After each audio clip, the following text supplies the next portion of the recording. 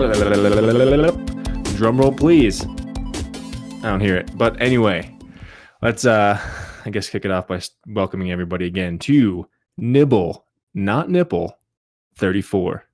Guy Party Podcast. Just a little nibble. Podcast, Guy Party Podcast is me, one of your hosts, Al. Other host halfway across the continental United States. Our buddy Matt over there. Sup, Matt. Sup, Guy Party Podcast. We just, as you guys know, talk to you about everything from comics to movies to video games to life. Almost anything that goes on and seems pertinent to this week in pop culture. So, with that out of the way, Matt, how was your week, buddy? Good, I guess. I mean, worked a lot. Go figure. What did I do this week? Fun wise. You tell me, dude. I'm asking you. I beat Dishonored 2 the other night. First time or first time. Oh. So now I'm going back through and knocking out achievements, which I'll be able to get most of them pretty easily, but I know there's a couple that's like not be spotted through the entire game and not kill anyone, which is going to be fucking hard. Means it's going to be a lot of quick saving, a lot of quick loading. Dude, that reminds me of something in Red Dead. Just continue. And also, I'm just going to say this now, I probably sounded a little bit raspy in the voice. I was at a competition for climbing last night, and finals were crazy as usual, so there's a lot of screaming and cheering. So I didn't have too much of a voice this morning when I woke up. But I think the more I talk, the better it will get, surprisingly. That seems counterintuitive. It does, but I feel like this is how I sounded when I first started streaming earlier today when I streamed Pokemon, which I'll get into in a little bit. But as I streamed for like 4 or 5 hours, like it just felt like I was talking better and better. It didn't sound like I smoked a pack of cigarettes a day. I'm glad you do not, because yeah, me too. Okay. Pardon my face here when I take a sip of this, because this is nasty. We'll talk. And outside of that, just been playing Left 4 Dead 2 with some buddies of mine, and nice, having a blast with that. Tanks have kind of been messing my day up in that game. Have you played Left 4 Dead 2? Only the first. Nope. So, do you know what a tank is? I don't know if they were in the first game or not. Other the big hulking motherfuckers. The big ones that like can like knock you halfway across the area and stuff. Mm-hmm. I don't know if are they in the first one? Did I don't know. I know what you're talking about though, because I wouldn't have known otherwise. Yeah. Like we were playing the first level of Left 4 Dead 2. We're at the very end where like you have to like gas up this car. Okay. And you're in a 3-story mall. And you have to like run up to the top of the floor at times, and like it's like a mall. So in the middle of the mall, it's like a big open area. You can drop all the way down. Mm-hmm.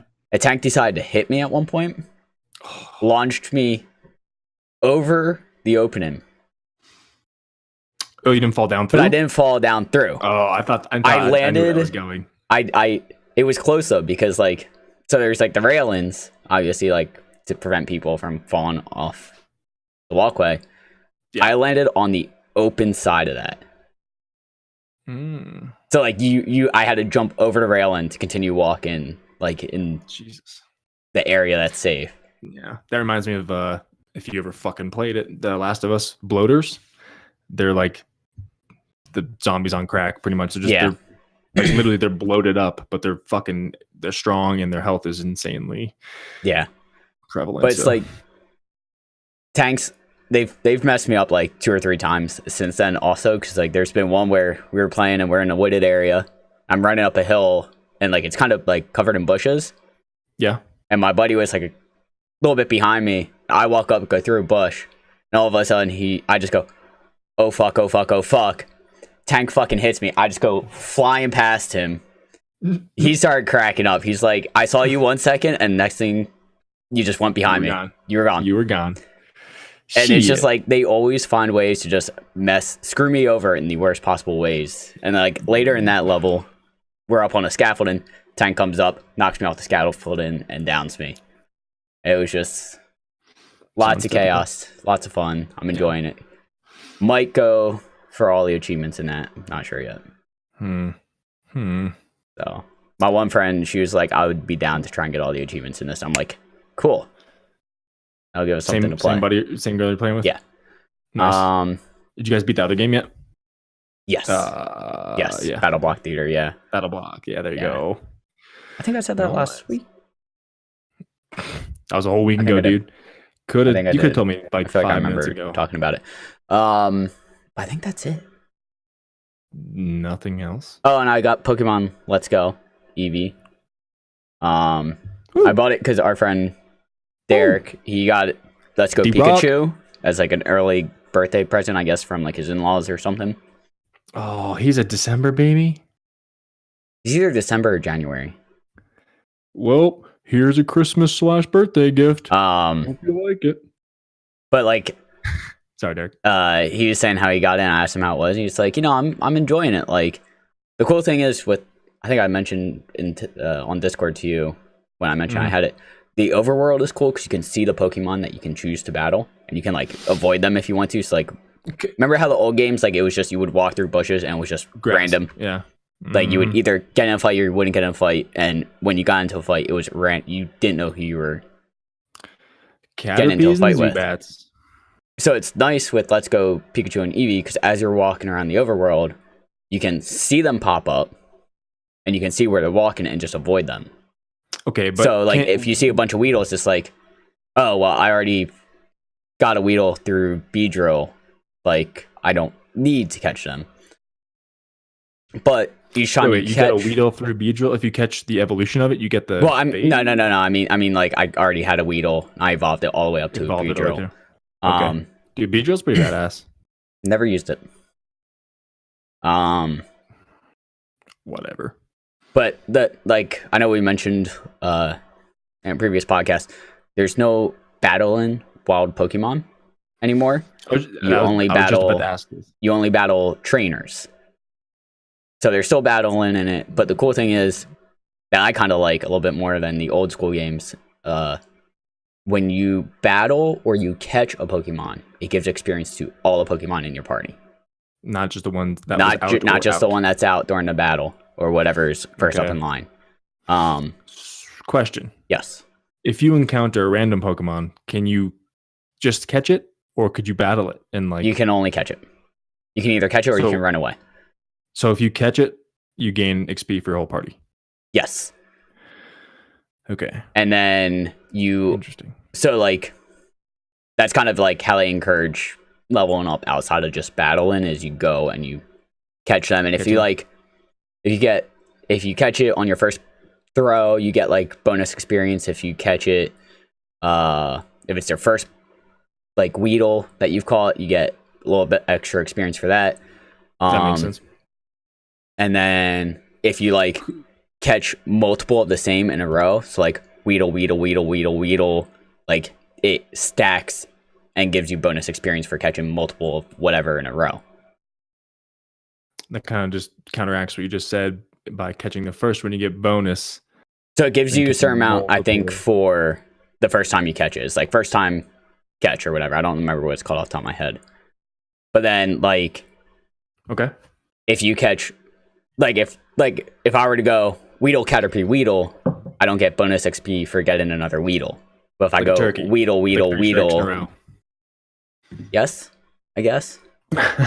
Like earlier today, I was playing and it ran into this one NPC, and they're like, "If you get me 5," she called it Scratch Cats, which is Meow. Scratch Cats. She was like, "If you get me 5 of these, I'll give you a puppy." I was like, "Oh, I'll get a Growlithe because I can't actually catch a Growlithe, and just want to need someone from Let's Go Pikachu to give me a Growlithe." Oh, is it kind of like it was in like Silver and Gold version where you can get Ho-Oh or I think the legendaries are all the same, all there because it's first gen. Okay, so it's the birds, Mew and Mewtwo, but like they've taken some normal Pokemon out. Like I don't think I can catch Growlithe. I don't think I can catch Mankey or Primeape. I can't catch There's a couple others that I can't remember off the top of my head. Sandshrew, I can't get him. I can't get Scyther. Really? Yeah, but in Let's Go Pikachu, you can get them. And like Let's Go Pikachu, you can't get Bellsprout, you can't get Pinsir, you can't get a couple others, Ekans, you can't get. So it encourages the whole friendship and like finding a partner to trade with and stuff like that, like the old games did. Yeah. Yeah, dude, you got to get your Machamp somehow. Back in the old. Luckily, games. Like I said, our buddy Derek has it, and I was like, D-Rock. All right, which one do you have? Because I obviously have to get the opposite, yep. So we can get all 151. Which I don't know how the whole. Some of them, like there's the fossils. I think you can only get one of. You have to get the other through trade. Like the snail and Kabuto and Kabutops. Kabutops. Yeah, Kabutops is my brother's favorite Pokemon, by the way. Just random to throw out a fact there. Yeah. I usually when I have to pick the fossil. When I pick the fossil, I always go with the Kabuto. Kabuto? It's called the dome fossil, I think. It's a dome and the helix fossil. I'm pretty sure dome fossil is the Kabuto fossil. Yeah. What does Ammonite evolve into? A snail? I don't know. Ammonite's an actual thing, man. Anyway. I'll let you look that up. So getting back to the catching aspect, it's all Pokemon Go mechanics, correct? Yes, and it's a little bit wonky. Well, yes and no. So can you use like paralysis or sleep powder or anything? You can use berries to like make it easier to catch them. I haven't found a way to buy berries in the game yet, so I think it's only things that you can find in the overworld. Gotcha. How does the overworld look? Cartoony. Like it's like cartoony, but not like. What do you mean? Does it send you back to Pokemon Yellow version? Do you get that sense of nostalgia when you're playing this game? Yes, I do. It's like the same like top down like look. I have to buy it now. Christmas. I'm having a blast with it, honestly. Like we said, like there's the Pokemon Go catch thing, which seems a little wonky at times because like sometimes the Pokemon will jump across your screen like left and right, and to do to get them on the right side of the screen, you have to like swing your hand to the right, and to get them to the left, you have to swing it to the left, and middle, you have to go straight down the middle. And it seems a little wonky at times. I don't know if it's just like I'm tilting the controller a little too much when I do it, and that's like causing it to think it's supposed to go to the side when it's not. But no bueno. That's if you play on the TV and you have the Joy-Cons off the Switch. If you're playing with both Joy-Cons attached to the Switch, all you have to do is hit A. So like it will still have the circle thing, but you just have to hit A when you want to throw it. Okay. So like could you aim it though? Well, you kind of have to follow the Pokemon if he jumps around. Okay, I've never played Pokemon Go, so but like it still has like a circle thing on it, and has like a circle gets smaller and smaller, and I think the smaller it gets, the better chance you have. So you have to like kind of time it a little bit better. Okay. But I'm gonna have to ask Santa Claus for that, man.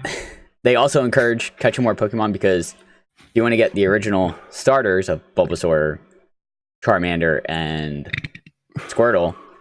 Yep. When you go up to talk to whoever has it, it's like, oh, you need to have caught this many Pokemon to get whoever. Oh, you can't find them out in the wild? I don't believe so. I haven't found any yet. Starters? I found Pikachu, that's it. Okay. But like Bulbasaur, Charmander, Squirtle, like you have to catch a certain amount, I believe, to be able to get them. Oh, that's enticing. Yeah. So like it encourages you to go out and catch more Pokemon still. There you go. But like I said, I think the biggest thing I enjoy about it is the overworld of being able to see the Pokemon moving around and choosing whether or not you want to fight them or if you want to go around them. It just makes it so much more convenient when you're going through big grass. But I will say, Abra was always one Pokemon I always like is in my lineup. Can't catch the fucker. He doesn't fucking appear. I've seen him like 3 times, and the one time I actually got a chance to catch him, he fucking disappeared on me. Right away. Yeah, pretty much.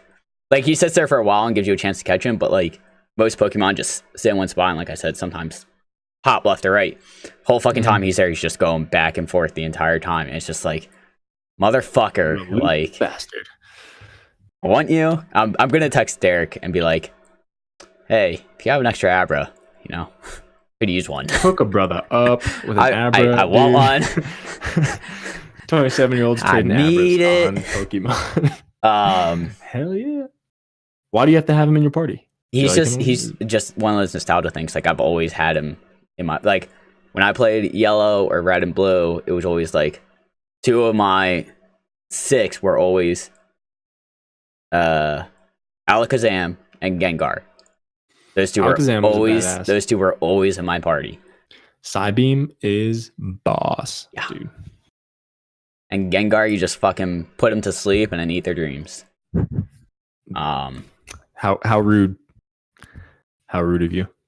But I'm having a blast with it. Like, Aerodactyl. I think I posted on the Instagram. I was pleasantly surprised with how it came out, because we were speculative at first.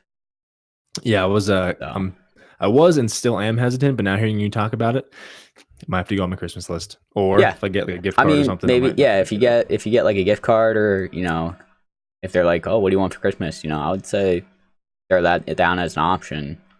I already asked for I just told Ashley, and if my mom or dad reach out to her or whatever, I told her 2 games that I want to get for Christmas. That Spyro and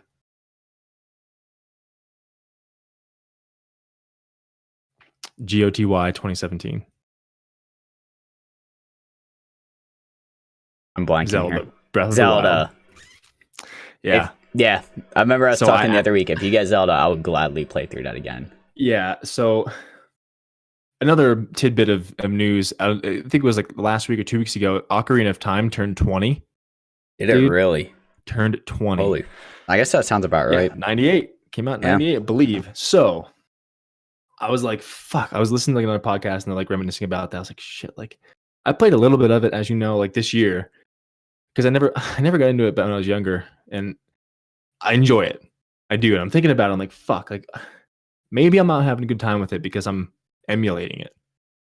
Could maybe partly be that.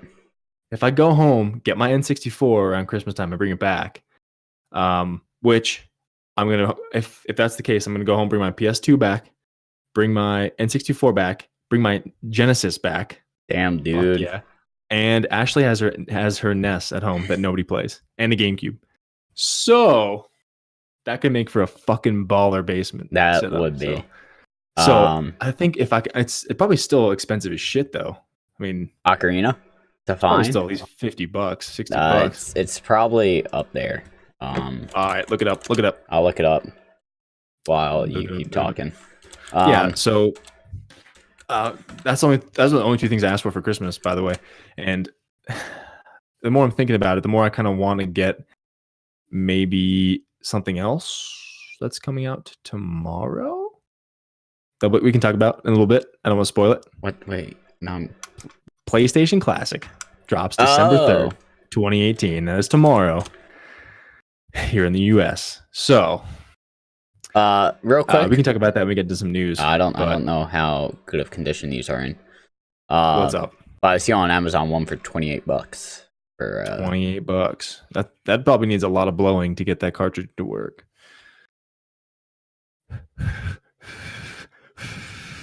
Man, the nostalgia of that. There's nothing more frustrating than putting a game in, turning it on, and it just doesn't fucking do anything. Yeah. Turning it off, taking it out, blowing it, putting it in, turning it in. And blowing it was just bad for it. It said, don't blow. It said right on the back, and somehow every kid thought if you blow into it, it would work. Why not, right? You would blow into the cartridge, and then you would open up the slots on the actual console and blow into the console. Yep, and then put it in like... Yep. Then, or you would do it like 3 or 4 times. Yeah. Then GoldenEye would start and you'd be happy. Yeah. But yeah. And of course, there would be times where you would do it like 3 or 4 times, turn it off and on, and you accidentally get to work and accidentally turn it off because you were just used to doing the motion. It would be like, fuck, have to do it like 3 more times. Yep. But what was I thinking of? I was thinking of another game I wanted to maybe ask for too. Fuck. Oh. Well, Smash is coming out soon. Smash is, dude, next Friday. Smash is December coming out 7th. Friday. In the US. This is another thing that was like, I was talking to Ashley, I was like, oh, do you want to get it now? I'm like next Friday, or do you want to wait until like it for each other for Christmas? Like I'll get it for you for Christmas or something. I am 100% getting it on release, and that is probably gonna be the time when I sign up for Nintendo Online. Online, yeah, that'd be cool just to even hop in for randoms online, just get a random party. And yeah, that's why I also want to hop in when it's released, so that way, like, if I do hop on like just random online games, like it's kind of a somewhat level playing field where like people are still figuring things out. Like, dude, obviously there's gonna be like the Smash Pro gamers that just play all the Smash games and just know like the timing and everything and all the heavy hits and stuff. Dude, Nintendo just had a direct and they released some more shit about the game. They released some more characters. I think Ken is now in there, besides along with Ryu, and of course Piranha Plant and Incineroar, one of the newer Pokemon, is in there. And I heard he's actually pretty boss to play. So Incineroar? I don't know if Incineroar. Yeah. I will look that up and see. Yeah, look it up, man. Incineroar. Yeah. We're getting kind of off topic from your week. I mean, that's kind of the end of the week, I think. That's true. But dude, I think I'll pick it up on launch probably, right? I mean, Smash. Why not, right? I would. I mean, I'm gonna shoot Derek a text later night or tomorrow and be like, hey, remember Smash comes out this weekend. We do that family plan? You guys want to still do that, or what? I'd still be down to do that. I mean, I'm sure Derek would be down to do that because obviously it's saving some money. I'm in. So just like I think $35 for up to 8 consoles or something. Who wouldn't? So. I mean, yeah, I can. Well, the only thing is like whoever is actually paying for it or something has like complete control of who's in and who's not in. So it's like don't. Yeah, he's out. He's out. No more online for Al. Fuck. Yeah. Ah, damn it. I feel like we're all pretty mature enough and know each other. So it's like I think it was more like, true. Hey, if you're just talking to random people on Reddit or online that you don't know, like be careful about doing this because you could like whoever's paying for it can easily just kick you off and they can get your money and then just kick you and you'll never see them again. So be wary. Do it with friends or actual family members. Yeah. So. Yeah, man, I'm excited for that game like crazy. But I also really want to play some more kart again, which is weird because I don't like to usually play kart online. I mean, it's been a while. Mario Kart is not my favorite game to play out of the Mario games. I like Mario Party better. However, that's broken pretty much online. And I probably like Smash better than Party. So like, I guess that'd be third tier. But I know one buddy, Seth, said he's also thinking about getting a Switch and has been keeping an eye out for sales. And originally he was going to get one with Mario Party, but when Mario Party's Online came out, subpar, he was like, well, no, I'm not going to get one until maybe Smash. Yeah. So I'm going to be like, hey, get it. Like right now there's at least 4 of us that are going to be playing Smash. Like, it could get chaotic. So especially if there's a cool fucking Smash like color joy, like different, like a blue and a black joy, like some kind of special configuration for it. Because my Odyssey one came with 2 red Joy-Cons rather than a blue and red, which I like better. I don't like the mismatching colors. I like the red one. Plus, I got some cool ass case, Super Mario World Odyssey case. Nice. It's pretty cool. Nice. But yeah, I don't know what other heavy hitter games are going to come out that's going to make him want to get a bundle. Maybe. Besides Animal Crossing. Well, I think they're also working on a Metroid game. Okay. Which is kind of in the works. So cool. Yeah, that'd be cool. That'd be cool to get some people online. And I mean, Ashley would definitely play that along with Kart again. So yeah, for sure. We shall see. How was your week? Since we got off a little. Oh, we're still talking about that. Your week did nothing. Got it. No, typical stuff. Went to the gym, worked, and then I've been playing. oddly enough, more Roller Coaster Tycoon. Weird. I'm into that now for whatever reason. All right. I was playing some more. Pretty much our weeks is just what we've been playing. Playing some more Odyssey.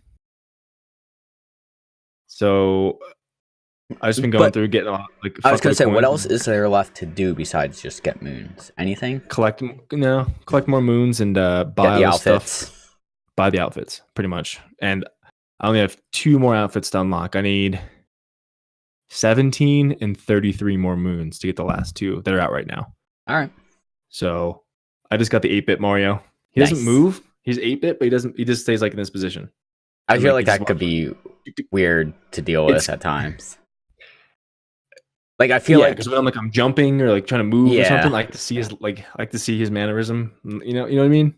Yeah. But it is weird, but it's funny.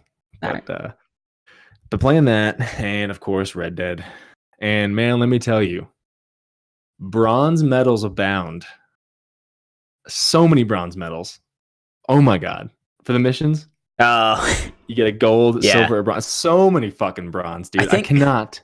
I wish they told you what was necessary before you do the mission. Did they like, tell as soon as you accept it, before the mission in GTA 5? Because I know there was those bronze, silver, and gold medals in GTA 5 for missions. There? Yes. I probably got all fucking bronze. I can't remember if they told me before or after the mission what you needed to do. I know they definitely told you after the mission what you needed to do.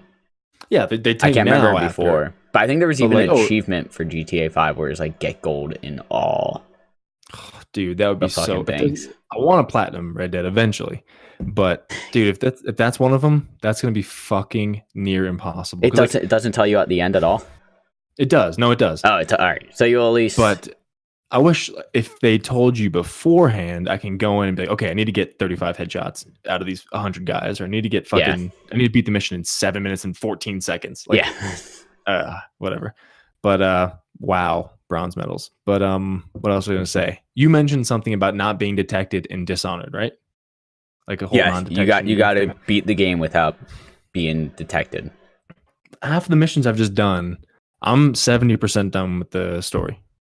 So one of the missions I was doing, you had to not be detected. You pretty much had to jump on a wagon and not be detected. I'm like, dude, there's like 6 people on the fucking wagon. How am I not going to get detected? Like, I didn't know this prior, of course. So I just went up to them, threatened them, shot them all in the head with Deadeye.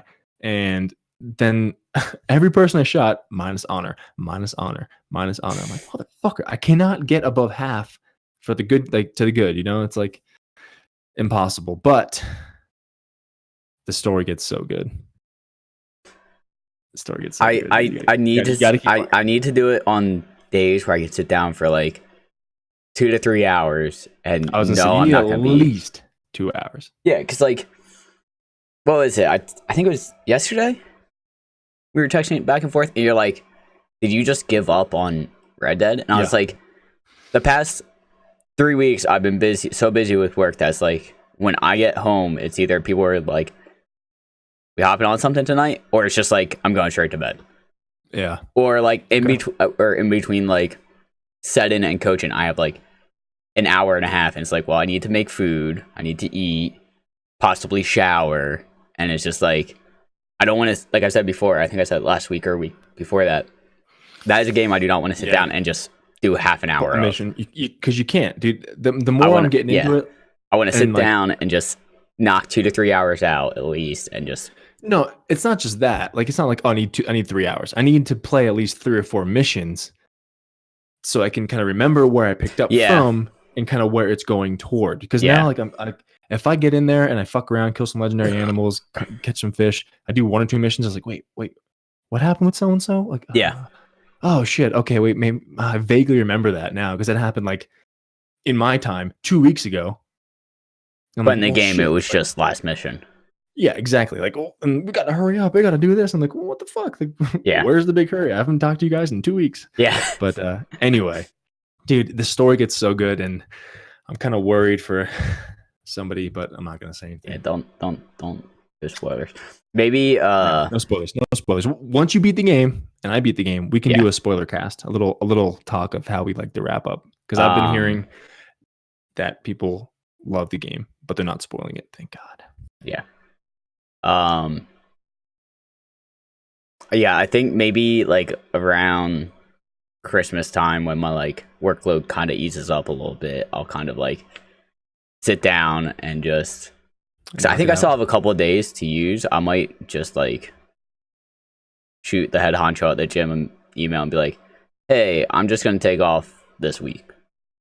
Just like I have a couple of days still to use.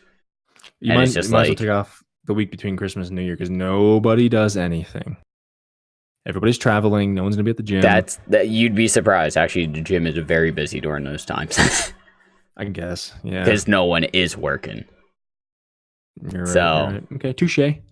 Yeah, I retract that. I apologize. So, and shame on me. Climbing gym is there might be no one at a like fitness or like a workout gym, but at climbing gym, it is always packed during the week.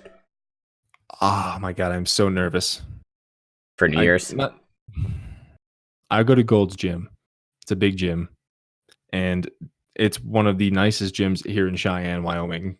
Go figure, right? There's like 3 or 4 gyms, 2 of which are the same one. One's on the north, other one's on the south side of town. And then like Gold's is right in the center. So these resolutioners here, I hope they don't get the bug. And like, oh, look at the gym. Because a lot of these people here about a month or not. Most of them will be gone. That's so true. But that first like 3 weeks after New Year's, it's you can't do anything because you just see people like very, very the word I'm looking for, just improperly using the equipment and just like, okay, that person's gonna fucking hurt themselves, but I'll stand and watch and wait my turn. And oh man, some people are funny. But anyway, do you want to get in some news? Surely. Let's get on a topic here. So people are just like what these guys are talking about. So it happened. Daredevil got snapped. Daredevil got iron fisted. It's one way to put it. Oh lordy. Which is like I feel like we both kind of saw it around the same time on Reddit. And for those of you who aren't following, it got canceled. Yeah. Because Iron Fist got canceled, and Luke Cage got canceled, and now Daredevil is canceled. Which means... I feel like that entire series is done now. Because Daredevil is easily their big hitter. Which Punisher's done, Jessica Jones is done, Defenders are done. So... Which we don't know yet. I'm just guessing. I will say, Season 3 was hell of a season. Top notch. One of the best. Outside of the very last scene of the whole bullseye thing, if that scene was not in there, that could have easily been the end of the series. That could have wrapped it up fine. Yeah, it had a good story arc of Matt Murdock starting off, becoming Daredevil, dealing with the Punisher, and then in Season 3, thinking he's, spoiler alerts for the next 30 seconds, he's going to kill Wilson Fisk, and then decides ultimately not to. And I feel like that ultimately completed a whole story arc. He still won. Yeah. He didn't have to kill him to beat him. So man, I was just hoping he actually did. He had his hands around his neck to break his fucking neck. Anyway. But sad. So I mean, I wouldn't be surprised if like do you think there's an underlying reason? The whole Disney thing? I think there's a reason. I think it's partly that, but I've also heard that Netflix wants to keep everything. I don't remember who I heard say this, but like keep everything almost like in house. Have it be like all Netflix original type stuff. They are Netflix original. So, but I also think when I heard someone say that, like they mean also like, you know, original like stuff they come up with, like Big Mouth. Like, yeah, like Big Mouth or Ozark. Yeah, stuff like that where it's like, gotcha. You know, I guess they might be partly afraid, oh, we have Marvel stuff, but that's going to also lead people to go to the Disney streaming service for their character series of Loki and Winter Soldier, I think, is having his own series apparently. So why wouldn't they have Daredevil? Because from what I've heard, Disney wants to keep their stuff at PG-13 at the most. Daredevil is not PG-13. That's like, I feel like Daredevil is that weird middle ground between PG-13 and R. PG-16. Like, I don't think they ever say fuck or anything like that in Daredevil, but they show some gruesome stuff. Like, oh yeah, dude. I think it's slightly above PG-13 where it comes with the gore and gruesomeness. So PG-13, you can only show people losing a little bit of blood. Yeah. Or they can just fucking bleed out. Yeah. So yeah, it's interesting.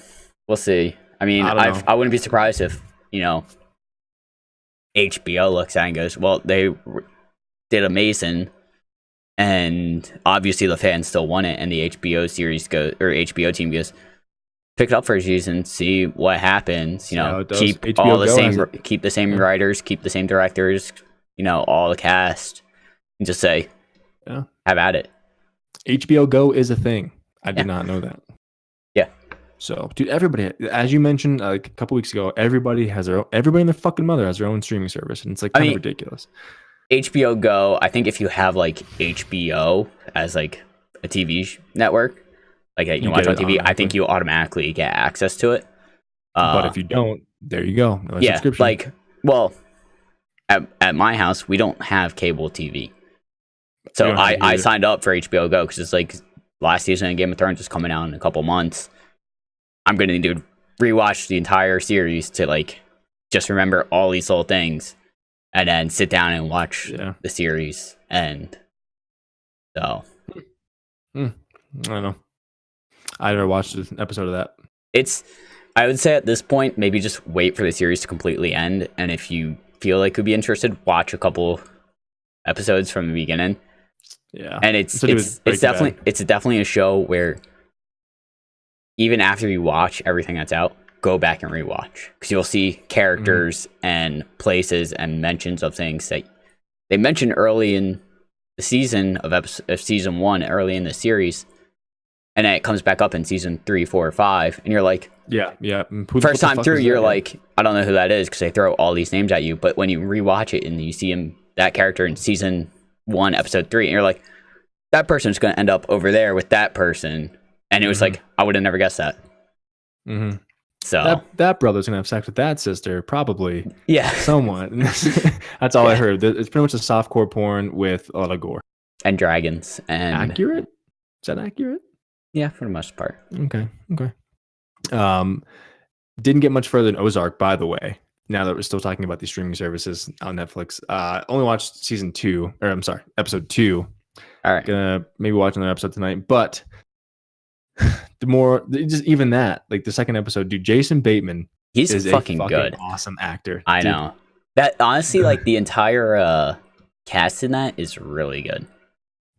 Like I can't think of one actor in that show where it's like you're bad at it. Like they're all really good, and the writing is just phenomenal. Yeah. So agreed. Still hate that wife. Yeah. She's not making it any better for herself. No. Oh. But we'll continue. I think I'm gonna like that show a lot, because just episode 2, I'm giving it a good thumbs up. So nice. Hells yeah. But continuing with kind of a Marvel. Apparently, Chris Evans might not be done as Cap after Avengers 4. His contract is up after Avengers 4, correct? I believe that's what has been said and rumored. I'll read an article. Gave us a link to an article, and I'll just read it. It's very brief. Chris Evans' contract as Captain America is set to expire with the release of Avengers 4. And though it hurts to think, everyone is ready for him to leave the role come next year. Interesting thing is, co-director Joe Russo says that Evans is apparently not done with the character at all. Talking to USA Today about Evans leaving the role, Russo said, I think it's more emotional for Evans than it is for us, mostly because he's not done yet. I don't want to explain what I mean, but audiences will soon understand.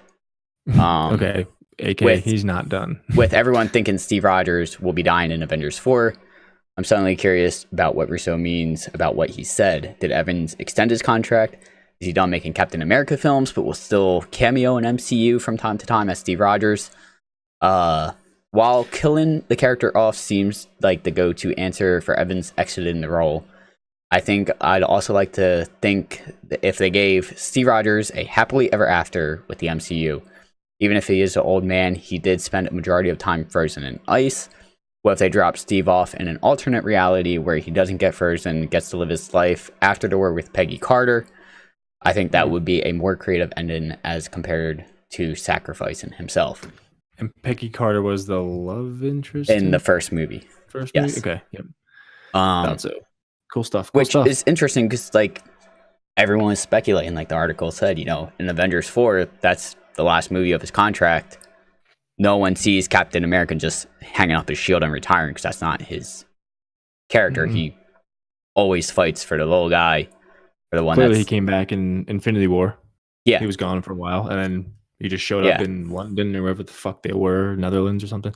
He just showed up. Yeah. And he's back. So a lot. That opens up a lot of doors, though. As you just read. So, and I would almost, as much as I would like to see him sacrifice himself, for the characters in the MCU and the greater good, I would also like to see the whole somehow create an alternate reality where he does live happily ever after, kind of like this article said. That'd be nice. With Peggy Carter. So it'll be interesting. Yeah. I am way too curious to see how Avengers 4 is going to play out. And I'm sure you are just as much. I am so excited. There was rumors that the trailer was going to drop last week. I heard that. But then the Russo brothers are going to be at the Game Awards.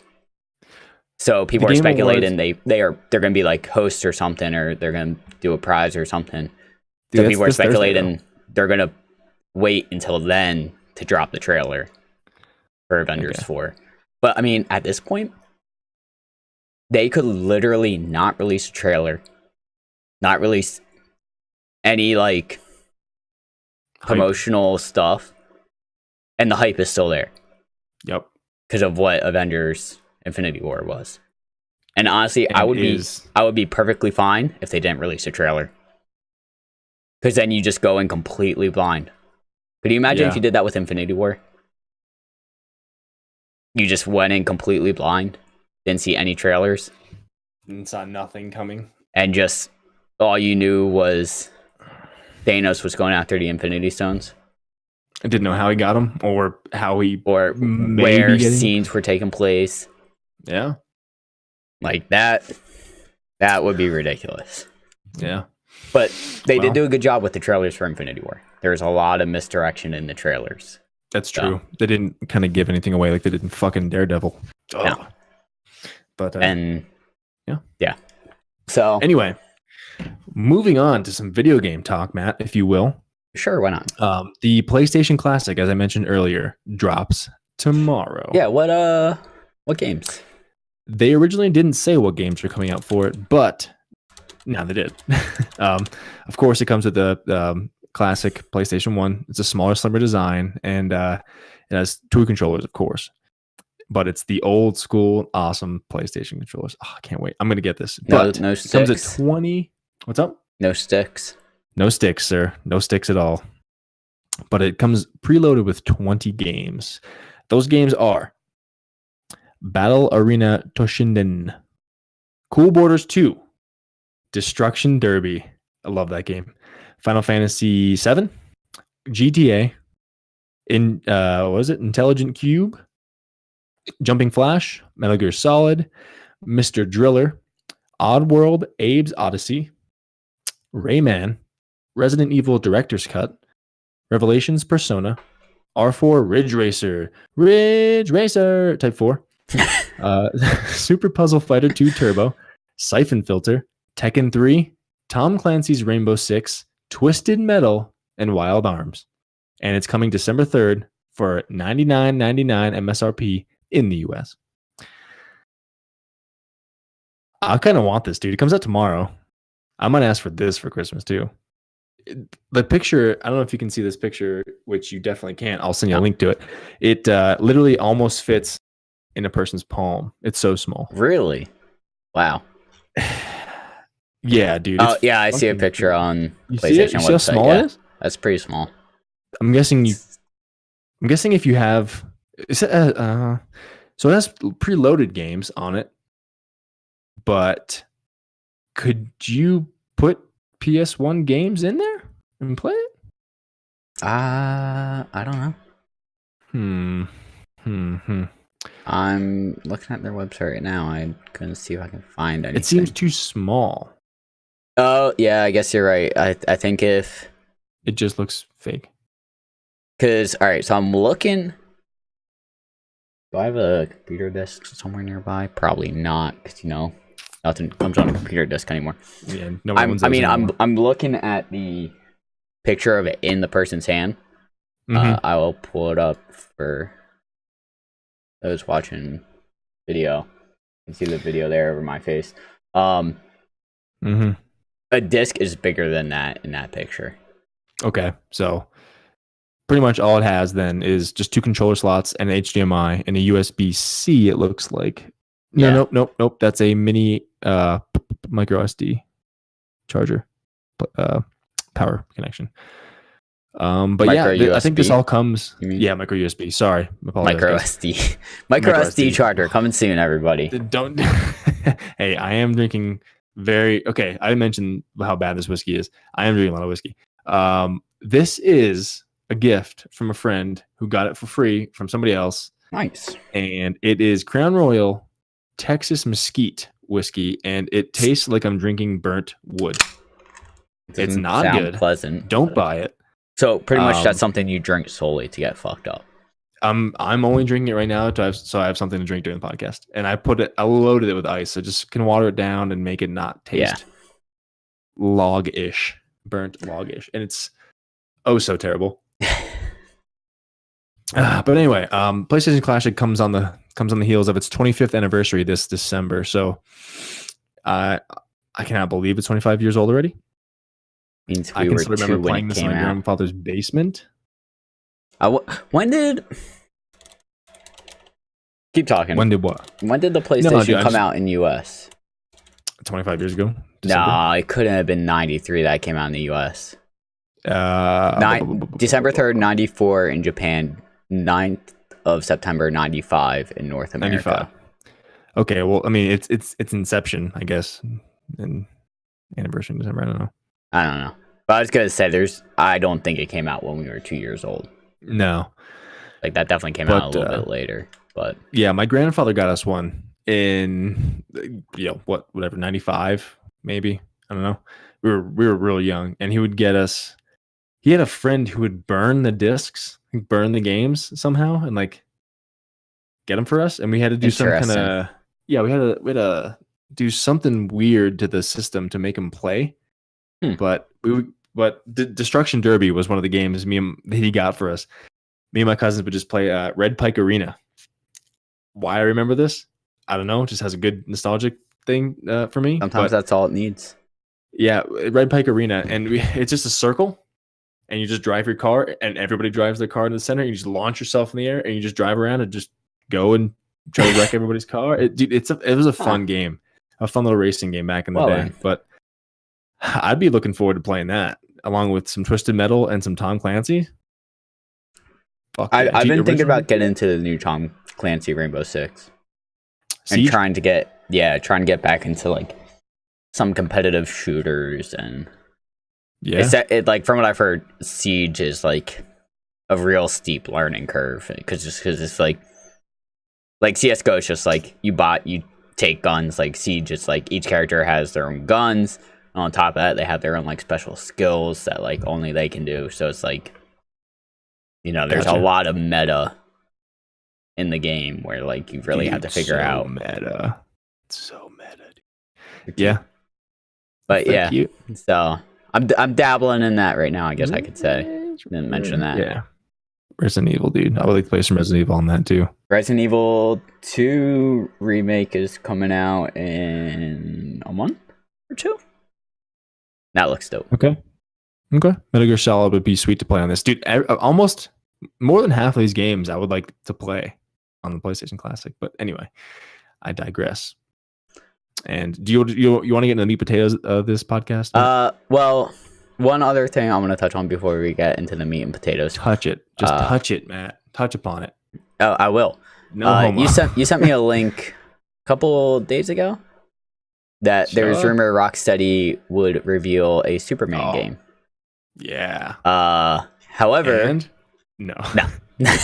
The director and writer for the Arkham series for Batman tweeted like a couple days, I guess, after that rumor started floating around that they're still working on their game and not to expect a release at the Game Awards, and that it is not a Superman game, which a lot of people are then speculating what could it be, because obviously everyone's speculating it's a superhero game because with the success they had with the Arkham series. Okay. I think there's a lot of speculation it's a superhero game. No one's quite sure what it's going to be. I think a lot of people were hoping it would be a Superman game because there hasn't been a good Superman game. And when was the last Superman game? I mean, that meant anything to anybody. The last Superman game that Superman was like the title role. Yeah. I think it might have been one for N64. List of Superman video games. Damn. God damn. Well, so I wouldn't count Lego DC Supervillains or any of the Lego games, or Injustice or Infinite Crisis. DC Universe Online, no. Justice, no. Excuse me. No. Okay. Oh, that's featuring Superman. Handheld TV game from 2006 for Superman. Superman Returns in 2006 for Nintendo DS, PlayStation 2, Xbox 360, and Xbox. Okay. So it's been there been is one in 03 for Game Boy Advance, one in 02 for Xbox. So apparently there have been Superman games, but none in the past really 15 years. They can do it now. That's going to be pretty badass to get those flying mechanics down and everything. And sweet. With Rocksteady, I feel like they are the company to do it after seeing what they did with the Arkham series. I could see Insomniac doing it too, because Insomniac did really good with Spider-Man also. Yeah, I haven't played it, but I've seen some people doing some crazy shit in that game. So, here's to hoping. We'll see. Maybe people are kind of speculating. Maybe it's a Justice League game, which I feel like would be really hard to pull off personally. Yeah. But we'll see. I'm very excited to hear this announcement whenever they decide to drop the announcement. But like the fact that they're like, we're still working on it and we're not even going to announce what it is. They're taking kind of like the Fallout 4 approach where it's like, maybe in 6 months, they're going to just drop an announcement and be like, hey, this is a game we've been working on. It's out in 4 months. Yeah. Get hype. And just have everyone just lose their shit. Just no. 4 months with 17 delays, and we'll see you guys 3 years from now. I mean, well, I'm saying what Bethesda did with Fallout 4, where they announced it, and they're like, hey, we've been working on this. It's coming out this fall. It's pretty much done. We're just polishing it. A fall Fallout? You're funny. Yeah, pretty much. That'd be sweet. I hope that's what it is, and just like, I don't want a Days Gone situation or a whatever one with Norman Reedus is, where they just keep bringing it to E3, and it's like, all right, so in this E3, the only thing that's changed from last year is you showed a baby in the trailer. Yeah, right. Or something like that. I have no idea what the fuck that game is. No one knows your courier, it looks like, and you have a baby. That's all people know. Delivering children. So one step at a time. We'll see. But anyway. But now, meat and potatoes, go for it. Okay.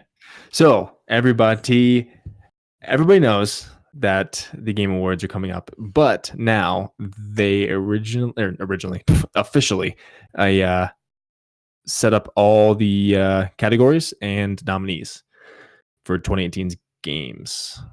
There's a bunch of shit here that I really don't want to go through, like content creator of the year and esports moment of the year or best esports host. I don't want to really those are into that. Getting into the more interesting actually gaming. Yeah. Best esports event, best esports coach. I'm not going to talk about that. Best esports team. No, thank you.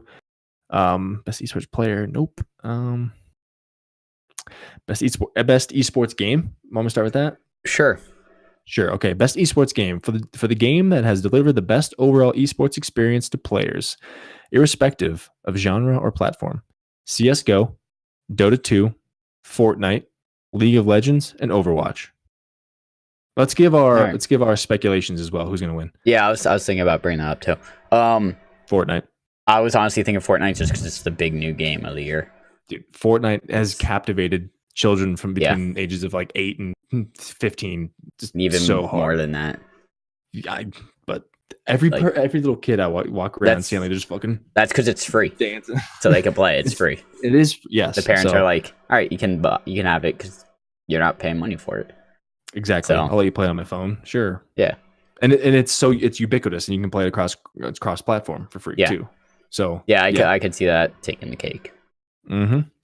Best debut indie game, recognizing a new independent studio that released its first game in 2018. Winner selected by fan voting. Hang on, real quick. I'm gonna actually write these down to see how many we get correct. Okay, that sounds good. Esports. I like this. Best esports game. Best esports game. We're saying Fortnite. All right. We should go by you and me because we might have different ones. Yeah. I mean, if it's just we both unanimously decide, I'm just gonna put down what we both said. One. Okay. What was this one? This is the best debut indie game. Okay. As I mentioned, recognizing an independent studio who released its first game in 2018. It's selected by fan voting. So we have Donut County, Florence, Moss, The Messenger, and Yuko's Island Express. I don't know any of those games. Haven't played any of them, but I've Messenger. Me too. I've heard really, really good things about The Messenger. I have not even heard anything about those. Yeah, I listened to Kind of Funny, and one of the hosts on that show raves about The Messenger. So I'm going to go with that. Haven't played it. Sorry. Yeah. Best student game? Awarded to the best student project created at the high school or college level. Haven't played any of these. Combat 2018, Dash Quasar, Jera, Lif, and RE:charge. Like regarding charge. I don't know. I don't know any of those games. Lif? I'm going to go with Charge. Cool. I'm going to go with Charge. Is made by MIT. So. How you spell Lif? LYFE? LIFF. Lif. LIFF? Yep. Okay. I'm going to go with Charge. Yeah. Don't know. Okay. Best multiplayer game. Call of Duty. For you bastard. For outstanding online multiplayer gameplay and design, including co-op and massive multiplayer experiences, irrespective of game genre. Call of Duty, Black Ops 4. Destiny 2, Forsaken. Fortnite. I'm going Fortnite. Monster Hunter World or Sea of Thieves. Every time Fortnite's going to get nominated, I have to go Fortnite. I feel like Fortnite is going to be a good choice, but I feel like I've heard Sea of Thieves is really good for online. I heard Sea of Thieves gets so boring after 15 minutes of play. You just go. I heard the funnest part of that game is if you encounter somebody else on a boat and you just kind of attack each other. That's the most interesting thing. Yeah, I think I'm going to go Fortnite. I'm going Fortnite all day. However, Monster Hunter World would be a good choice, I think, as well. And Call of Duty Black Ops, but just Call of Duty is the same skinned game over and over. Call of Duty has added the Battle Royale, though. That's like a big thing right now. Yeah. So, but I think Fortnite did it better and will always have done it better. So, anywho, best sports/racing game. For the best traditional and non-traditional sports and racing games, FIFA 19, Forza Horizon 4, Mario Tennis Aces, NBA 2K19, and Pro Evolution Soccer 2019. What? Can you repeat them again? FIFA 19, Forza Horizon 4, Mario Tennis Aces, NBA 2K19, and Pro Evolution Soccer 2019.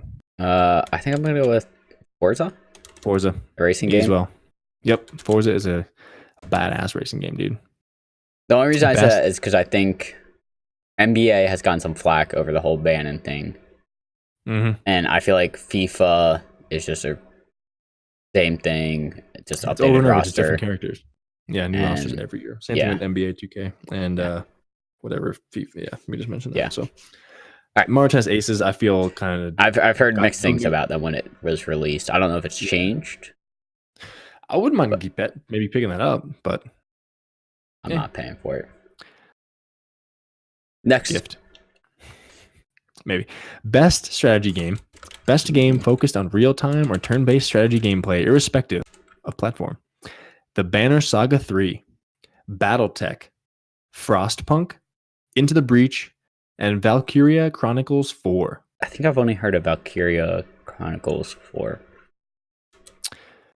I'm going Into the Breach. Just that's a guess. Okay. I've never played any of these games, unfortunately. Into the guess I don't have time. What did I say? Valkyria Chronicles 4. Okay. Best family game. For the best game appropriate for family play, irrespective of genre or platform. Mario Tennis Aces. Nintendo Labo. Overcooked 2. Starlink Battle for Atlas. Or Super Mario Party. Dude, pause. What the fuck happened to Nintendo Labo? There was like a big thing, and all of a sudden it came out. And I remember it came out, and like some of the podcasts I listened to, like they played with it, like during the podcast. But it was like that's all I've really heard. I heard nothing good or bad about it, so I have no idea. I heard it was an interesting concept, which is what Nintendo does. They try to innovate in interesting ways because they were kind of like the first with motion controls and everything. Yep. And obviously that has taken off with the Switch and even like PlayStation and Xbox. It seems like they've kind of gone with it in the controllers. Yep. Or at least PlayStation has. I don't know about Xbox. So I don't know. I'm gonna go because I only played it. I'm going Super Mario Party. It's a fun game that you can play with family, I think. And Overcooked 2, never played it. About Starlink Battle for Atlas. See, I was between Overcooked, Labo, and Mario Party.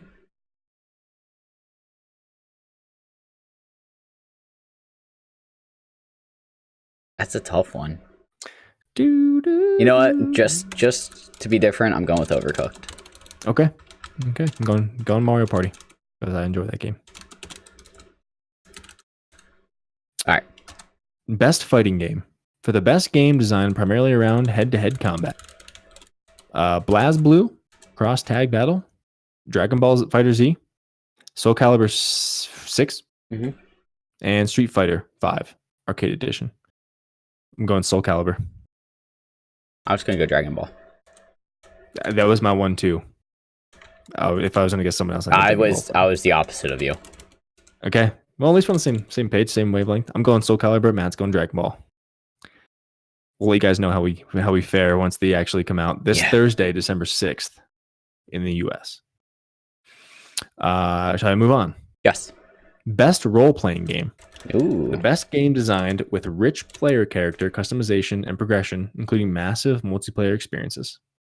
Dragon Quest XI, Echoes of an Elusive Age, Monster Hunter World, Ni no Kuni 2, Octopath Traveler, and Pillars of Eternity 2 Deadfire. I'm going Octopath. I've heard amazing things about it. I was also going to go Octopath. I've heard amazing things about it, and I haven't picked it up yet, but I've just heard it's amazing. I'm going to pick it up on a sale, if it goes on sale. Same. But yeah, because it's Octopath, 8 people, different things and going on. Okay. Now it starts to get really interesting because it goes into the heavy hitters. Best action adventure game. For the best action adventure game combining combat with traversal and puzzle solving. Assassin's Creed Odyssey, God of War, Marvel's Spider-Man, Red Dead Redemption 2, Shadow of the Tomb Raider. Oh, this one's tough. Motherfucker. This is probably the hardest one to pick. Okay, so going off its description of best action adventure game with combining combat, traversal, and puzzle solving, I'm going to have to go God of War on that. That's what I was thinking, honestly. Because Marvel I haven't played Assassin's Creed. That has a little bit of everything in there. Mm-hmm.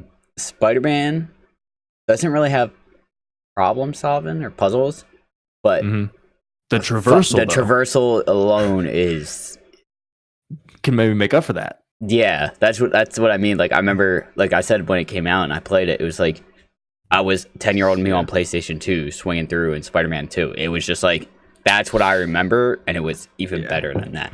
Yep. Damn. Red Dead, it really only has the action. It has the combat, and I mean, I guess traversal of riding your horse and going through. It's beautiful and good, but like the walk-in, like we've said before, is still wonky, and Rockstar has not figured out how to walk yet. They started riding before they can walk. So driving and riding before they can walk. What were the other games? Shadow. Okay. Shadow of the Tomb Raider has go through them again, because this is a serious topic. Because Shadow of the Tomb Raider has good traversal, good puzzle solving. The action is meh. It's not bad, but it's not amazing. Assassins, God of War, Spider-Man, Red Dead, and Shadow of the Tomb Raider. All right, I think I'm gonna have to go God of War also. I have to go God of War on that. Have to, because it has everything. The combat. There's such a satisfying combat. I think I haven't played Odyssey. I've played Assassin's Creed Origins. Okay. And if I were to have to pick God of War over Origins, I would easily pick God of War. Mm-hmm. Okay. Cool. Onward. Best action game. For the best game and action genre focusing on combat. Call of Duty Black Ops 4, Dead Cells, Destiny 2 Forsaken, Far Cry 5, or Mega Man 11. I'm gonna have to say Dead Cells. Dead Cells. I've never played that. I'll give you my reason after you choose yours, and if you want to change your mind after it. It's definitely not Destiny or Mega Man. Best action game. What were the other two? Assassin's Creed and what? No, Assassin's Creed in it. Black Ops 4, Dead Cells, Destiny 2, Far Cry 5, and Mega Man 11. Oh, Far Cry. All right. I haven't played any Far Cry game, unfortunately. Destiny 2 fell off the radar, right? It sucked. Call of Duty Black Ops 4. I'll go Call of Duty just to be different from you in this category. Right. But why is your reasoning for Dead Cells? Because I know you played it a lot, yeah, I've pumped.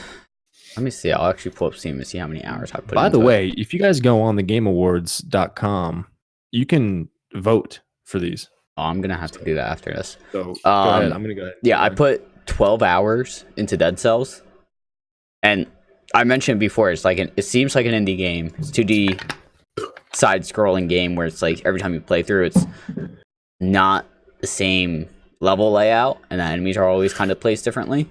Mm-hmm. But I think the thing that sets it apart is the fact that every time you play through it, the fact that it's random is your weapons always change. So like you can find pretty much the same weapons, but like depending on where and when you find them, it's different. Okay. So it's like I feel like the fact that it has that unique difference to it, and it's not just like Destiny, Call of Duty, Far Cry. What was the other one? Dead Cells and what? Mega Man 11. Mega Man. So 3 of those 5 is just a first-person shooter, where you just get a gun and you shoot. Yeah. I don't know game mechanic-wise what's the difference between any of them, if I'm being honest. True. I'll agree with you on that. But like Dead Cells, it has that difference of. I'll buy it. What? Oh, what I'm saying. I'll buy it. Yeah, I'll buy what you're saying. Yeah. So I'm picking Dead Cells for that sole reason. Okay. If you want to stick with Call of Duty just to be different. I guess just to be different. Because no, dude, so many people just play Call of Duty. Yeah, you're not wrong. Like, for example, my brother, he plays Grand Theft Auto and Call of Duty. That's it. I told him he has to stretch out, but he won't. Anyway, best VR AR game. For the best game experience playable in virtual or augmented reality, irrespective of platform. Astrobot Rescue Mission, Beat Saber, Firewall Zero Hour, Moss, or Tetris Effect. I'm going Tetris Effect. All right, I'm going Beat Saber. Oh, okay. Okay. Because I feel like that's the only thing I see about VR and AR on Facebook and Reddit and all that. People are raving over. I always say raving. People are going nuts over what was one I picked? Saber? What's it called? Beat Saber? Beat Saber. Mm-hmm. Couldn't remember how it was actually pronounced. Yeah. All right. Yeah, I'm going Tetris Effect, and I just hear awesome reviews on it because it puts a really awesome twist on the original Tetris game. So How? Go get that one. I haven't seen anything on Tetris Effect, I don't think. It just came out not too long ago. All right, that's probably why. Which is maybe why. Moving on. Best mobile game. For the best game playable on a dedicated mobile device, I'm going Fortnite. Okay. No? Donut County, Florence, Fortnite, PUBG Mobile, or Reigns, Game of Thrones. I'm still going Fortnite. It can be Fortnite or PUBG. I'm going to go Fortnite. Fortnite, I think one did it first, and two, their parents feel better about people doing it. Okay. So we're both going Fortnite? Okay. Yeah, I'm going Fortnite all day, every day. All right. On that. This one's a no-brainer for me. Let me guess, God of War. No. Red Dead. No. Last of Us? No. Last of Us 2. Didn't come out yet. I mean, it could be most anticipated game. That's true. But it's not. It's the best independent game. Best indie game? Mm-hmm. Best independent game for outstanding creative and technical achievement in a game made outside of traditional publisher system. Celeste. Dead Cells. Into the Breach. Return of the Obra Dinn. And The Messenger.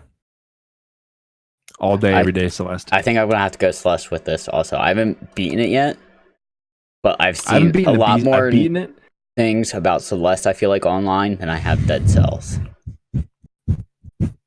So, dude, such a great game. Such a powerful message and just so fun to play. And so that's the thing. Celeste has that story. Dead Cells doesn't really have a story that I've noticed since I've played it. Could be wrong. Maybe I just didn't get far enough, but Celeste definitely has more of a story. As of right now. Speaking of which, games for impact. For a thought-provoking game with a profound pro-social messenger meaning.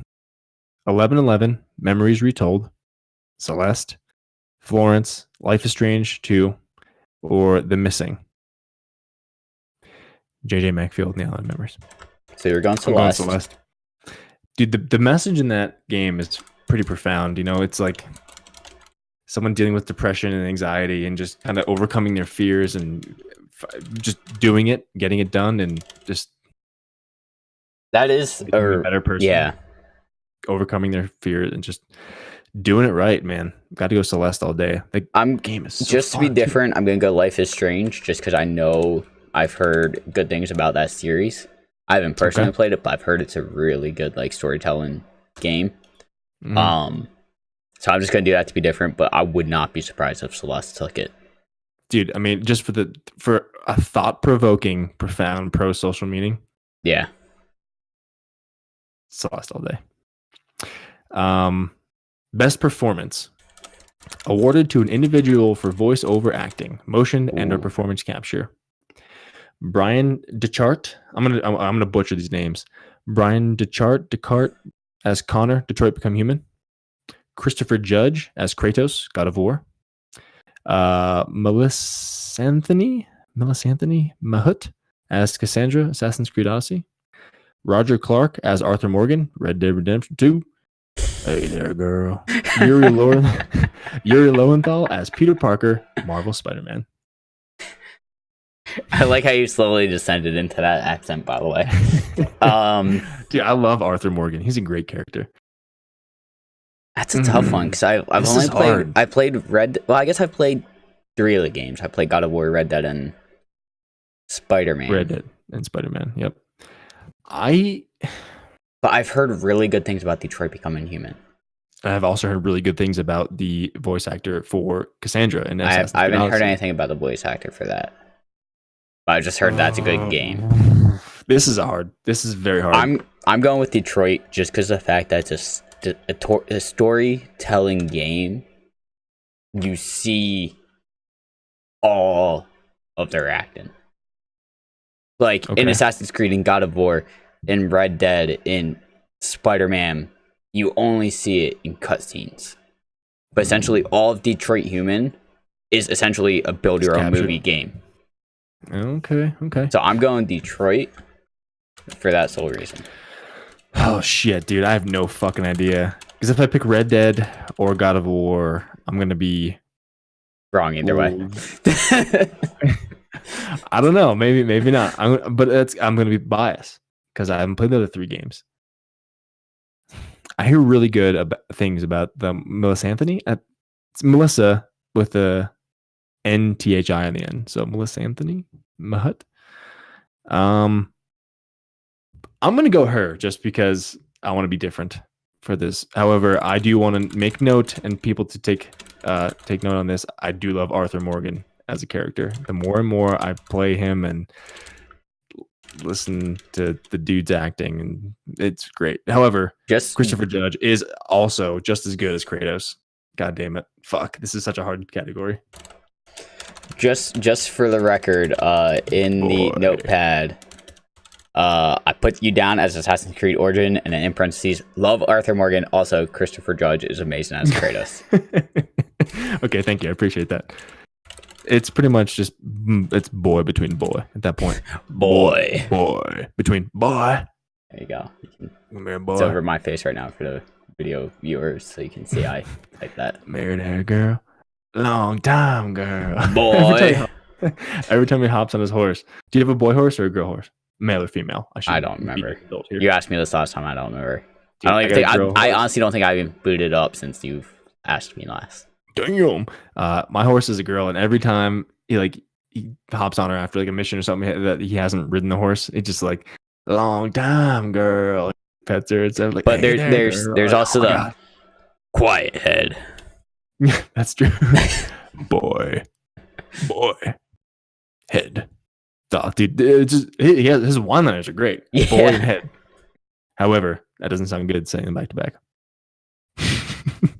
Anyway, next. Moving on. Next award. Boy. Best audio design presented by Dolby. Recognizing the best in-game audio and sound design. Black Ops 4, Forza Horizon 4, God of War, Marvel's Spider-Man, or Red Dead 2. That's hard. That's really hard. Red Dead 2. You got Red Dead 2. The music they play in the background for some of the missions again afterwards, and just how things change and how they get you hyped up as something bad's about to happen. I'm going Red Dead 2.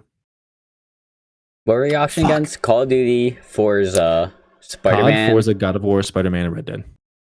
Pretty much all the heavy hitters for this year besides Assassin's Creed. I wouldn't say Forza's. So I'm split between right now Red Dead, Forza, and Call of Duty. Not even God of War? God of War's not even in there? No. And the reason, if Call of Duty and Forza weren't in there, I would easily go with Red Dead. Okay. But the reason I'm speculating between Red Dead or Forza and Call of Duty is because there's gun enthusiasts and the car enthusiasts who in games will go, that's not what that would sound like. Oh, you're right. You know what I mean? So I feel like make that sound. Depending on how accurate the sound is in those games, which I don't know how accurate they are because I never played the game. Also don't shoot guns. Also not big car enthusiast. So they could be completely inaccurate and I wouldn't know. But if they are accurate, I could see a lot of the people that are really into both the game and real life cars or real life guns going, that's really fucking accurate, and saying they deserve it. But because I haven't played Call of Duty or Forza, I think I'm gonna have to go with the Red Dead just because I played it and it does sound amazing.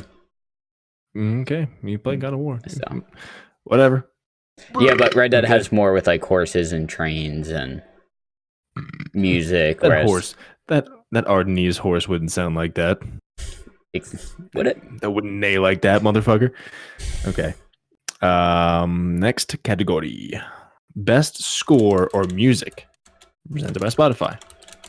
Celeste, God of War, Marvel's Spider-Man, Ni no Kuni 2, Octopath Traveler, or Red Dead. That's gonna be a hard one for you. This is for outstanding music, inclusive of score, original song, and our licensed sound. I'm going Spider-Man. Okay. Of course, Red Dead 2, God of War, Celeste. When things change in Celeste, like when they go, when things change for the worst, or like you go in like a little boss fight, the way the music just immediately just goes from like nice and calm and pleasant to like, oh shit, something's going down. It's pretty like impactful.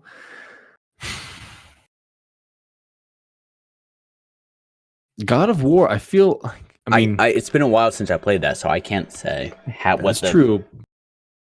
But I feel like not music scores. playing? Like I feel like it was maybe in the beginning and maybe at the end and like the boss fights. That's all I can.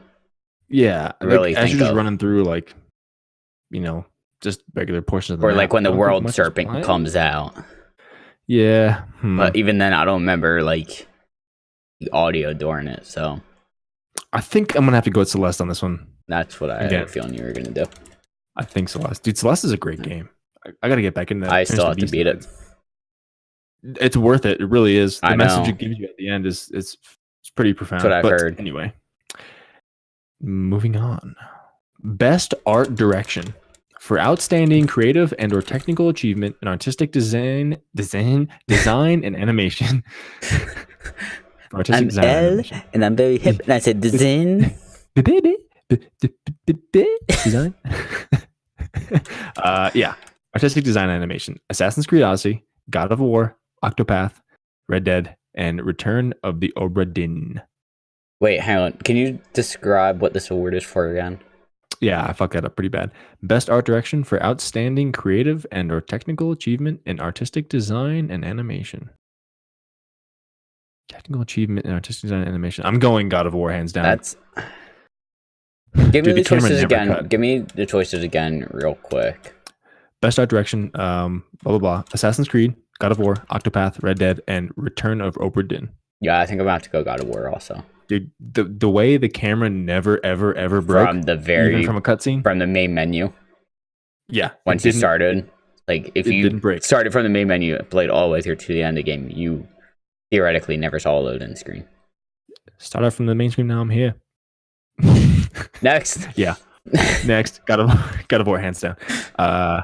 Best narrative. Oh goddamn. Best narrative for outstanding storytelling and narrative development in the game. Detroit Become Human, God of War, Life is Strange 2, Marvel's Spider-Man, or Red Dead Redemption 2. Fuck. So that's tough to say because I haven't played Life is Strange. I haven't beaten Red Dead 2. I think I'm far enough in Red Dead and seeing kind of where things are going that I could. What was the first option? Assassin's Creed. Detroit, God of War, Life is Strange 2, Marvel's Spider-Man, and Red Dead. Right now I'm storing between God of War and Detroit. Have you played Detroit? I haven't, but from what I've heard with the story, with how many options there are for that story to go. Okay. But God of War also kind of had like almost a heartfelt story to it with the mother's ashes. Spoiler alert, for the first 5 minutes, you find out the mother of this boy dies. And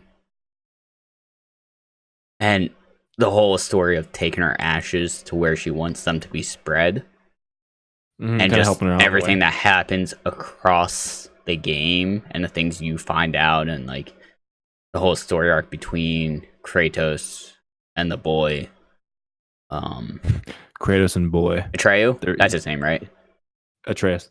That's close. Atreus has no name. I'm gonna say God of War. I'm gonna say Red Dead 2. Boy.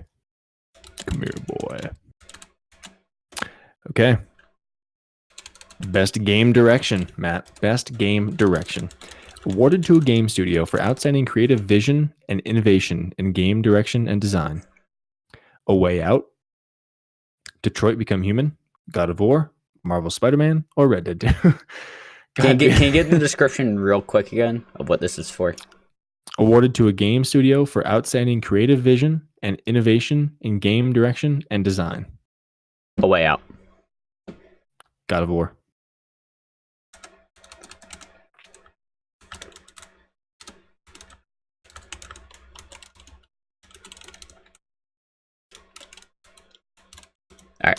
Next. Best ongoing game. Awarded to a game for outstanding development of ongoing content that evolves the player Fortnite. experience over time.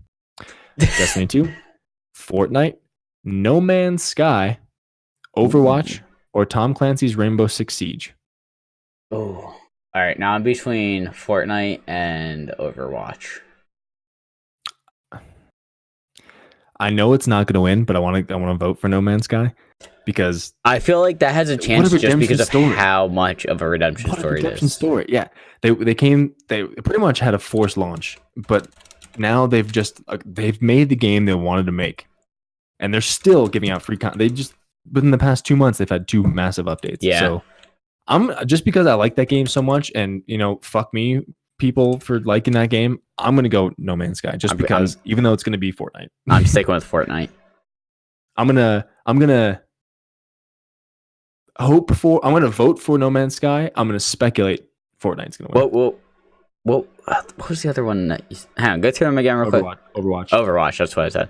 Destiny 2, because Fortnite, that's a big No Man's competitive Sky, game. Overwatch, and Tom Clancy's Rainbow Six Siege. I feel like Overwatch is kind of always like Rainbow Six Siege is always also adding like new characters to use, but like I feel like Overwatch always adds like certain game modes during certain times of the year. Like when the Olympics were going on a couple years ago, they added like an Olympic type game mode that was just like purely just for fun. Like there wasn't competitive to it or anything.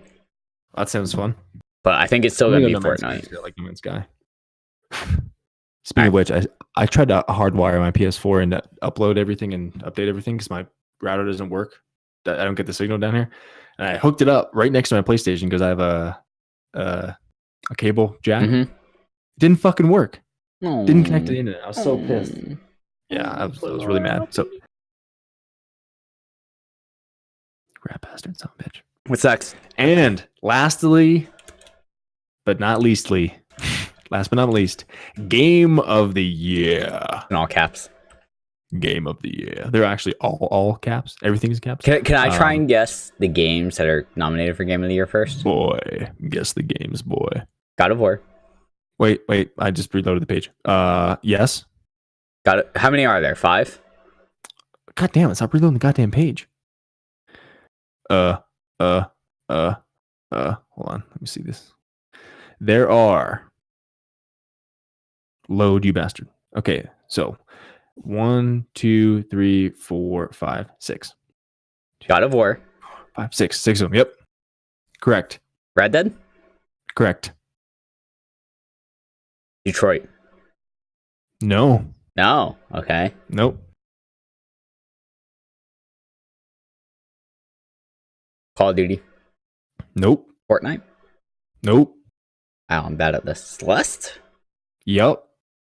That's 3. Spider-Man. Yup. That's 4. Another heavy hitter that just came out that you didn't play this year. But you played last year.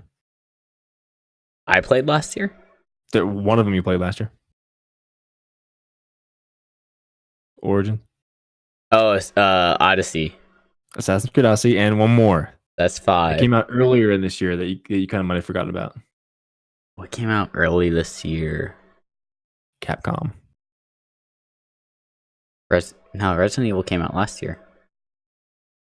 Came out by Capcom. I don't know. Monster Hunter World. Oh, I have it, and I've like played an hour of it and haven't touched it. Okay, so Game of the Year, recognizing a game that delivers the absolute best experience across all creative and technical fields. Assassin's Creed Odyssey, Celeste, God of War, Marvel's Spider-Man, Monster Hunter World, or Red Dead 2. I think right now I'm between 3 of Assassin's Creed, because I've heard amazing things about it. I bought it on sale and I haven't touched it yet. Mm-hmm. Red Dead and God of War. Yep. I'm between Red Dead, God of War. I mean, like, I like Celeste a lot, but I'm like, okay, but what I don't think that has the powerhouse the caliber to knock out God of War or Red Dead. No way. Because it could potentially the following. I guess it could potentially knock out now I'm blanking on the one I just said. That Monster Hunter? No. Assassins, yes, thank you. I I guess the fact that I forgot that was in there, I feel like that isn't going to take it. But however, I've heard amazing things about it. That's what? Assassin's Creed. Yeah, I've been hearing nothing but good things. However, let's just point out the fact that Celeste, an independent game in 2018, is up for Game of the Year. Yeah, that's games of the caliber of God of War, Spider-Man, Monster Hunter, Red Dead, and Assassin's Creed. It's in the same category. I feel like when Celeste came out, it was just like, oh, here's a cool indie platformer. Where it's like Spider-Man, God of War, Red Dead, Assassin's Creed, all of them were like, people knew they were coming 6 months beforehand, and they're like, yeah, I need this game. I need this. Pre-order it. Yeah. So, like, as much as I would like to see Celeste win, what's really gonna end up being the Game of the Year? You know, it's like, I think it's going to be Red Dead because of the slight RPG aspect of it, of being able to customize your character and also kind of being able to choose, like in the very first mission, do I let this guy go or do I kill him? Mm-hmm. It has more weight to the feel of your decisions. Plus, it has such a lavish, massive open world that's so beautiful. Not to take away from God of War, but God of War, like, unless you're achievement hunting, what reason do you have to go back and play it? Exactly. Whereas the only reason Red Dead, you can go back, you can hunt, you can fish, you can just rob people, you can be a bandit, you can be a hero and save people from bad situations. Yeah. So I'm going to Red Dead. Me too. All right. However, I do feel like God of War deserves a tip of the fucking hat here. I mean, that and like you said, but for Celeste. the reasons you just said, top 3 are Red Dead, God of War, Celeste. But as you mentioned, the only reason to go back in for God of War is to get everything, and I platinumed it. So I will only go back in to play New Game Plus, just to play a harder version of it and be frustrated. But man, what great games came out this year! Holy shit! Yeah,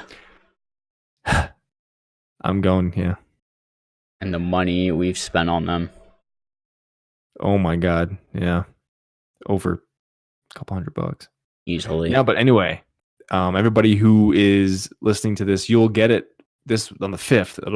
This will be up ready for Wednesday the 5th here. Yes. So the next day, if everybody's listening to this on the 5th, Thursday, December 6th, will be the live video game awards.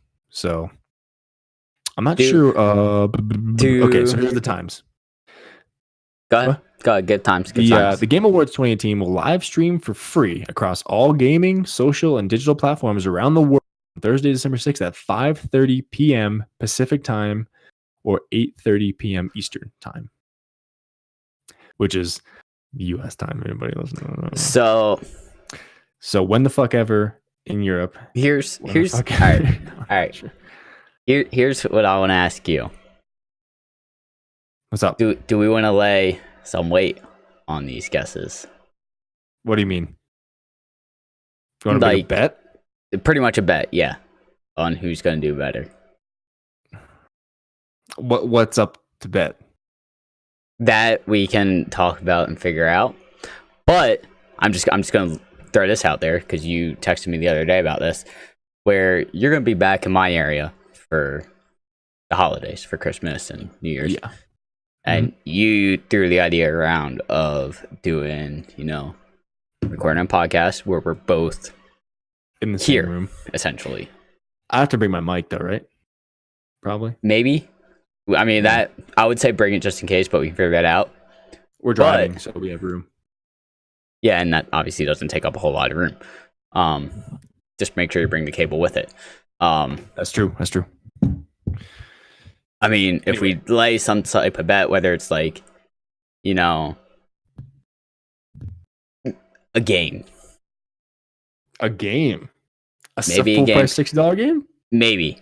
I mean, this is going to be something we can leave it up to, and the way we essentially show is we give the game is just maybe just like a gift card for either PlayStation Network or something like that.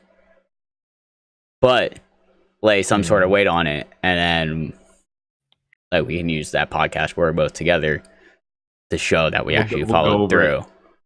Even if it's just like a $20 bet. I was gonna say that. What do you think about like a $25 gift card to either Steam for you or PlayStation Store for me or vice versa? Or maybe the Nintendo. Is there a Nintendo Store gift card? I was gonna ask that. All right, I think there is. So maybe I'm in. $25 bet. 25. I'm in. $25 bet. All right. Whoever gets the most right. I'll put that at the bottom of the deck stock at most. Dude, I'm really thinking my No Man's Sky gift right now. If you want to change it at the end of the recording, you cannot change anything. I'll leave you to the end of the recording. All right. I'm locking that shit in. I'm done. Man, Thursday's gonna be a rough day at work. No, it's gonna be 6:30 here. Perfect timing. Oh, it's a rest day at the gym too. Oh, perfect. Most with correct guesses get $25 gift card of the winner's choice to like either Steam, PlayStation, or Nintendo or whatever. All right, so save. Gonna pull it up on the video just to prove it. There's the all of our options. So there's no backing out on either side of no, I said this. It's locked in right now. I'm gonna forget what I guessed, by the way. So that's why don't change anything. That's why 100% saved it. I'll tell you what. I'll even do this. Email it to me. I was gonna say I'll just load it onto the Google Drive we use for Guy Party. Yeah. So that way it's there and it's like. I mean, we already have video proof of what it is. That's true. I could just go back and. So you can always just go back and watch it to double check. Yeah. But I will load it onto the Google Drive that we use also just to, make everyone safe and ease of mind. Okay. Whoever gets most correct, $25 gift card. If we tie somehow, we tie. Hang on. How many did we guess on? 1, 2, 3, 4, 5, 6, 7, 8, 9, 10, 11, 12, 13, 14, 15, 16, 17, 18, 19, 20, 21, 22, 23, 24. 1. I mean, we guessed a lot of the same ones. 2, 3, 4, 5, 6, 7, 8, 9. No, 8. What are you counting up? 9, 10. So we guessed 10 of the same thing. Out of 24, we guessed 10 of the same? Yes. So there's 14. 14. So there's a possibility there could be a tie, especially if we both completely screw up all of them and get none right. That is true. I don't think that would necessarily happen, but there's always the option. So okay, I'm down. Save it. I'll upload it onto Google Doc tonight. Okay. I think that pretty much covers. Dude, that was the main topic we had for today, and I think we just nailed it. So yeah. Before we head out, guys, just check us out. We got an Instagram page there, guy_party_pod.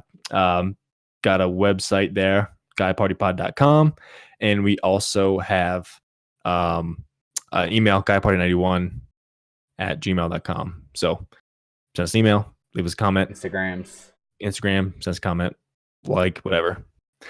We'd appreciate it. And until next week, I bid you farewell. Are we signing off? Signing off. Bye. Peace.